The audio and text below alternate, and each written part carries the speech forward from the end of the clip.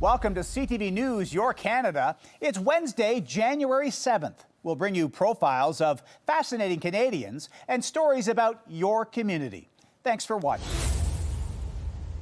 Meet the Blue Jays' newest $60 million player, and he's already working to endear himself to the fan base. Hello everyone, my name is Kazuma Okamoto. I am very happy to join Blue Jays. I will work hard every day and do my best for the team. Inking a 4-year deal, Kazuma Okamoto is a proven power hitter and known as a versatile defender who can play multiple positions. The 29-year-old was a star player in Japan and is making the move to a Blue Jays team that was 2 outs away from a World Series title last season.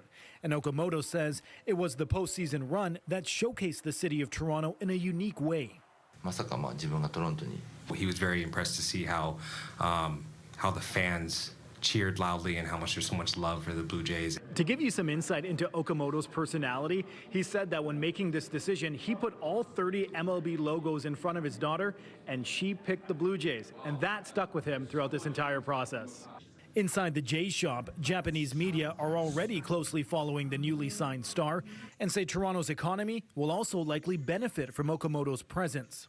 Okamoto is one of the greatest baseball player in Japan, and coming to MLB, I think this is a great thing. And a lot of fans wants to come in Toronto, even my sister. The Jays are sending a message this offseason. They're reloading for another World Series appearance. They've signed pitcher Dylan Cease to the richest pitching contract in franchise history, added to the bullpen. And with Shane Bieber opting into his player option, the team's rotation and bats are significantly bolstered. This offseason, they've already spent over $300 million in contracts. To put that in perspective, that's 130 more than any other team. They're doing their best to be like the Los Angeles Dodgers. There are still some question marks surrounding the team's roster. Primarily, are the Jays still pursuing free agent Bo Bichette? While general manager Ross Atkins wouldn't say directly, he did share this interesting observation. Additions at this point will start to cut away at playing time from players that we feel are very good major league pieces, so we have to factor that in. And the clock is ticking for any more moves, with spring training 46 days away. Rahim Ladhani, CTV News, Toronto. When he became aware of the devastation in his hometown of London caused by homelessness, Rebel Zabian wanted to do something about it. We have around 1,800 homeless people, and that number is rising. A first-year engineering student at Western, we first met Zabian last year when, as a high school student, he designed an electric wooden working model of a Mercedes G-Class SUV. Now the 18-year-old has developed a prototype for a new modular home that could help to house those living on the street. And it's not mainly only the homeless issue. I'm concerned about the people in the future that will end up facing that problem, right? Because house prices are increasing. Made of fiberglass panels, he believes the home can be functional, be built inexpensively, and look attractive. With fiberglass, you can make extravagant molds, and you could replicate those. They could be duplicated. And for our roofing system, we're not using the traditional truss method. We're using actually an insulated core PET foam that supports with the structure. Longtime affordable housing advocate Gary Brown is encouraged. Are tiny homes the entire answer? No, but it's a part of the solution. I've seen quite a few going up in other cities, and it's something London itself is kind of lagging behind a little bit. But Zebian is not stopping there. Beginning in May, he plans to live in the home for 1 year, located far from the comforts of his family home. We got to see if it can make it through the 04 seasons, summer, winter, spring, and fall. And if it can make it through that, great, but that's not the only thing. It's that when you live in something that long and you use it, you can notice every single mistake and error. Once Zebian has lived in the home for a year and refined the prototype, his goal is to partner with manufacturers to mass produce the home and get it to as many people who need it as possible. But I do believe eventually we'll get to the point where we'll be able to deliver these homes to people. Brian Bicknell, CTV News. When members of the Cape Breton Blizzard female hockey program hit the ice this afternoon at the Keogh Forum, they were joined by the Prime Minister's wife, who once played for Oxford University back home in England. Our practice time was, I think, 1 till 2 a.m. So not the best practice time. At ice time, that reflected having to settle for whatever was left after the men were finished playing. Diana Fox-Carney couldn't have fathomed back then skating in a rink like this one that is entirely set aside for women's and girls hockey. You're right. You said, did you imagine it could be different? And I guess I probably didn't imagine. You know, I always thought we'd be picking up the leftovers, but not anymore. Since this newly renovated rink at Cape Breton University opened at the start of this season, the girls here have had a first-rate facility to play in, the only one quite like it in the country. This evening, Fox-Carney will be dropping the puck before a pre-tournament game here at the Keogh Forum between Switzerland and Sweden, who are here for the World Women's Under-18 Hockey Championship, an event that gets underway here on Cape Breton Island in just a few days. It's going to be a bit of a girls hockey festival this weekend. Welcoming Team Canada and the rest of the world will be a cherry on top for female hockey on the island, which has grown leaps and bounds in recent years. The last 5 years have been a whirlwind, from forming in 2020 to growing from essentially 10 teams and 150 players to over 425 players, and now having our own home arena and hosting the Women's Worlds U18s. It's been an incredible journey. Fox-Carney, meanwhile, says she's a fan of the Professional Women's Hockey League, and with the PWHL playing a game in Halifax last month, what does she think of the idea of league expansion to here in the Maritimes? I think it's high time for a PWHL team this side of the country. That would be great. I mean, you're not far from Boston and New York, and it makes sense to me. I don't know what the politics are, but I think it would be great. Is there a chance of that? I hope. For now, the hope is to keep growing the women's game, and a visit like today's certainly didn't hurt. Ryan McDonald, CTV News, Sydney. Much of this two-story apartment is now locked in ice, frozen in time. Some of the scattered frozen piles look like chiseled ice sculptures, but these were shaped by misfortune. C'est un cas peu extrême, en fait, on a un locataire. This is an extreme case, says owner Jacques No. The tenant left on vacation and probably wanted to save money on electricity. We know everything is more expensive these days, and he turned off the heat. Now, the owner isn't quite sure when this happened, but the pipes froze, the toilet cracked, and liters of water flowed out and froze in this cold winter. Ice-encased appliances, and it's about 30 centimeters thick on the kitchen floor. This ice castle, as neighbors call it, isn't quite as palatial as Edmonton's, built for fun with its caverns and archways. And it's not exactly as magical as Elsa's castle in Disney's Frozen. Whoa! Now that's ice. I might cry. The owner here too might have cried, but is busy tending heaters to melt the ice. Malheureusement. That was an icicle falling off the ceiling. Once the ice is melted, the unit will have to be stripped and rebuilt to be a cozy, warm home once again. The tenant hasn't paid his rent in over 6 months and has now been evicted. The apartment owner says this is a good reminder to us all not to turn the temperature all the way down to keep our homes safe and warm. Geneviève Beauchemin, CTV News, Montreal. It was scary. It was very scary. A terrifying moment for Windsor dog owner Sasha Dillon. Her 11-year-old husky Ace slipped and fell in the icy waters of the Detroit River. And within seconds, he'd sort of taken one side step onto the ice. And before you know it, his paws had spread out and he was sliding towards the river and plop. He just fell in. With Ace stranded off a piece of ice, Windsor police rushed to the scene, working together to pull him to safety. My instinct was obviously to run out and want to get on there, but I knew that would be two of us in the river. So I called Windsor police straight away, and within minutes, sirens, and there were 3 officers running over. Dillon says one officer had to get down on his stomach and shimmy, stretching out across the ice to reach Ace. They were really fast. I can't believe how quickly they turned up, and I can't believe how quickly it all happened. Ace was safely reunited with his owner and brought home. Cold, shaken, but okay. Where'd you go? After shaking it off, and we got him home and dried, and a couple of hours, he seemed to be perfectly okay. Yeah, your husky may like being outside a lot, but they have like a double coat. So the first coat is pretty water resistant, but the undercoat is more of an insulating coat. So if that coat gets wet, then your dog's in trouble, just like any other dog. Pet and wildlife rescue officials say no dog, regardless of breed, is safe on frozen water. Miriam Armstrong, the executive director of Pet and Wildlife Rescue in Chatham, says owners should always keep pets leashed near rivers, lakes, or ponds. Don't go near it. It's not worth the chance of, losing your pet in the water. We won't be taking walks by the river anytime soon. Police say it's a reminder that icy conditions can turn dangerous in seconds. But this time, quick teamwork means a happy ending and one very lucky husky back where he belongs. Chris Campbell, CTV News.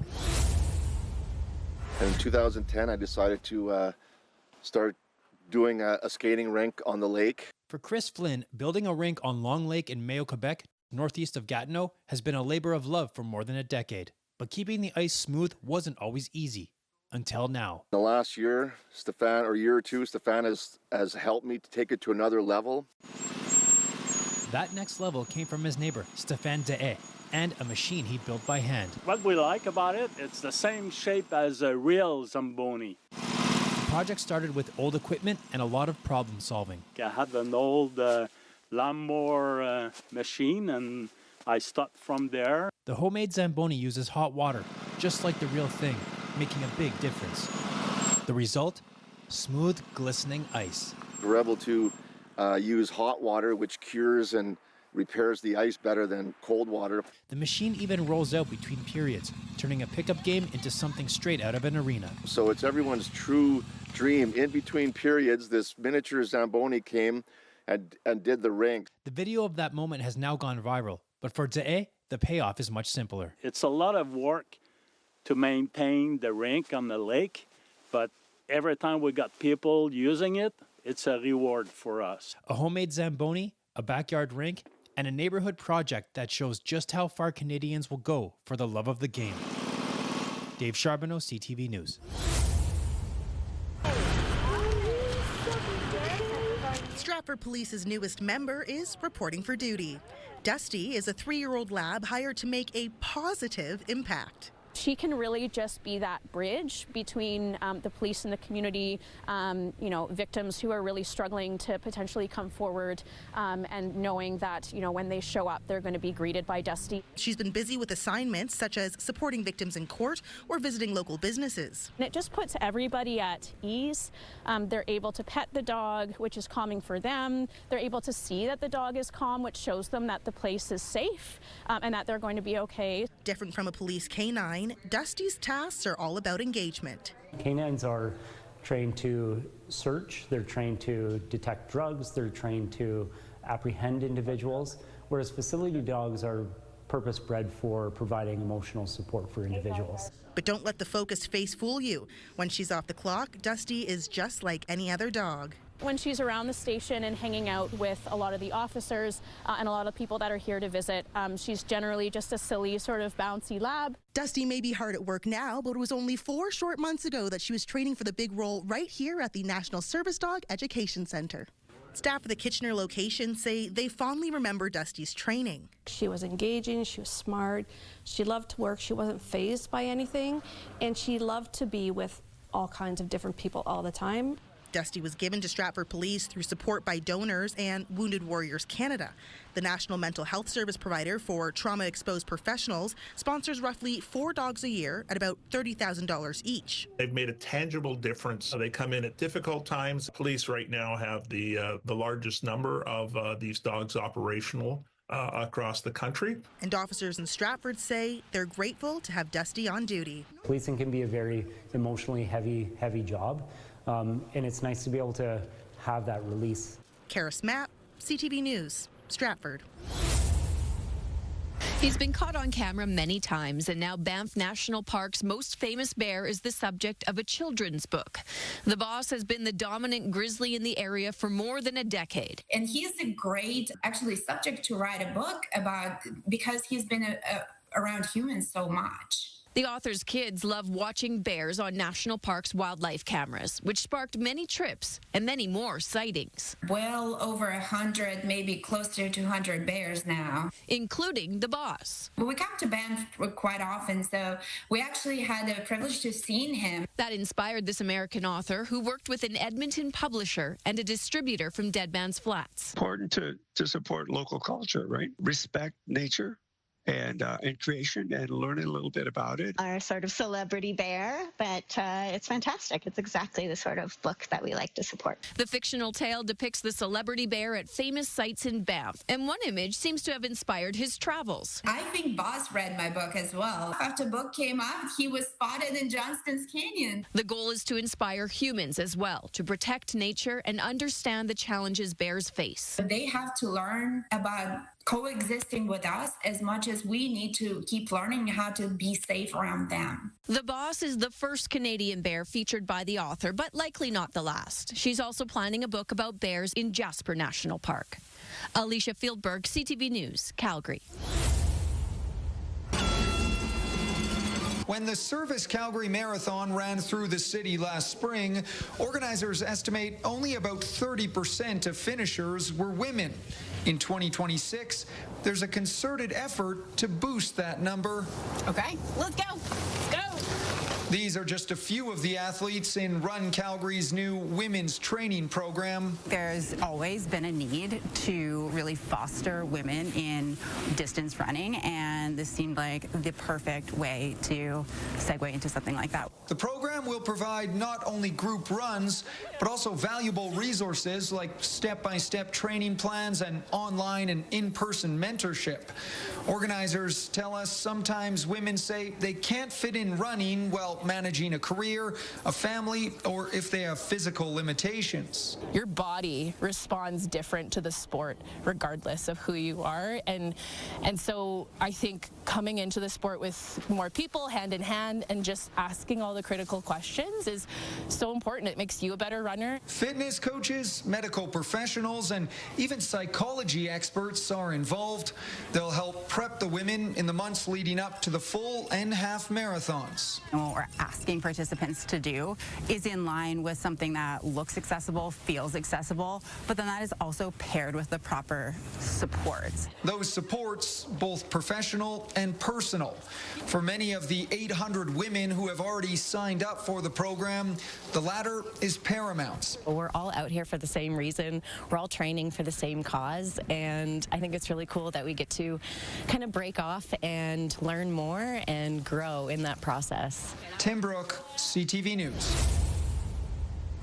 This cat, named Peanut Butter, was rescued from a home that was recently condemned. He lived alongside many other cats among piles of garbage nearly 5 feet high, with no heat and feces and urine dripping from the ceiling. It's just pure devastation. It shakes you to your core. You just think about not only the people that lived in those conditions, their families, and then, of course, the animals are also victims in all of this. Our CMP found an individual dead in the home following a wellness check and enlisted the help of various animal rescues to assist with the more than 30 cats that were removed from the home. Weniger says situations like this are not uncommon in the province. This is not an isolated incident. This is in every community in Saskatchewan and in Canada, and there just is not supports, and we're failing people and animals. While the province provides funding for a handful of animal welfare organizations, Weniger says most of the rescues which help share the workload are completely reliant on donations and volunteers, and they're stretched thin trying to keep up with the demand. Adding that recent cuts to animal welfare in the 2026 provincial budget will not help matters. Animal control is always playing catch up. They don't have resources to keep animals that are brought into care for any length of time. There's a lot of humane euthanasia happening because there just aren't places for these animals to go. In a statement to CTV, the province said, quote, "We have funded animal welfare enforcement in the province and will continue to do so. The proposed budget of $1.6 million reflects funding to continue fully supporting enforcement under a new provider. While many cats like Peanut Butter were able to receive medical care, there are countless others still hiding in the home. In the meantime, SOS Prairie Rescue and SCAT are seeking foster families and donations in order to help with the growing number of cats being rescued from the home. Anyone looking to help can find more information online. Hallie Mandrick, CTV News, Saskatoon. Taking a shot. Andrews now a shot. A rebound, and he scores! Estevan Bruins' Ethan Andrews calls his overtime winner in the 2026 Viking Cup the biggest goal he's ever scored. Put a shot on net. It was a good rebound. Just capitalized on the second chance, and celebration from there. But it may not have even been possible without a late tying goal from a Yorkton Terrier. Popped in front, and it scores! 14 seconds left! The mindset was just get everything to the net and hope for the best, and it ended up working out for us. Two unlikely teammates joining forces. You're used to kind of playing against those guys, so maybe you think a certain way about them when they're on the opposing team, and then to come together and you kind of realize that everyone's a good guy there. Andrews and Henriksen, two members of Team SJHL for the Viking Cup. He meets up, drives center lane, and goal! Driving from his point, Russ Demo. Taking on teams from the Alberta College League, a U.S. university, and even a Czech national team. The all-stars of 20-year-olds from across the league going on an undefeated run through the tournament. Winning, puts a good stamp on the SJHL, going there and competing and having a really good team and dominating, so to speak. And we had some success. Now, despite this tournament being just an exhibition showcase, the win is seen as the fruits of a high development standard throughout the SJHL as the league continues to find success on the biggest stages. This tournament really helped put our league on the map further and really show people, especially the people in ACAC and U Sport, just how competitive and how game ready our kids are. So really this is about giving our kids another opportunity. The 2026 Viking Cup was the first iteration in 20 years as the SJHL hopes to return to defend its title in a couple of years' time. Donovan May, CTV News, Regina. This is not how Paul Jenkinson anticipated he'd be spending his retirement. I'm doing my best, but I'm picking up the pieces. Putting himself back together after his 45-year marriage ended and his daughter died. Rather than lean into darkness and death, I've chosen to lean into love and lean into life. After living for 71 years and working as a social worker for more than 40, Paul has learned that how we respond to adversity is a choice. And the choice he's made was inspired by his granddaughter who lost her mom. And my granddaughter said, Opa, you really need to let people know that they're not alone. So Paul is choosing to volunteer his time to be of service to others. I can take these skills and this pain and transform that into a listening place that's full of compassion. For the past 6 months, you talk, I'll listen. Paul's been setting up in public spaces. No judgment, no shaming. So people know they're not alone. But I see beautiful things in people, and I let them know. And not just here. He's traveling across the country. Since starting on the East Coast, Paul says he's made 50 stops and listened to more than 800 people. That's awesome. I think it's really fantastic. I think it's lovely that you can find someone who will sit and listen to you. There's a teaching to love your neighbor. And really, in many ways, you can't love your neighbor if you don't know your neighbor. And Paul now knows there's far more than unites us than divides us, and far more people who want to help us than harm us. People are actually more loving than hateful. As Paul continues his journey across BC, on his way to the Northern Territories before wrapping up his journey in Newfoundland, he's hoping others will also be inspired to transform their pain into purpose. Just take the one step towards hope, towards love, towards kindness. Just one step. Once the ship is moving, you'll be amazed. Adam Sawatsky, CTV News, Abbotsford.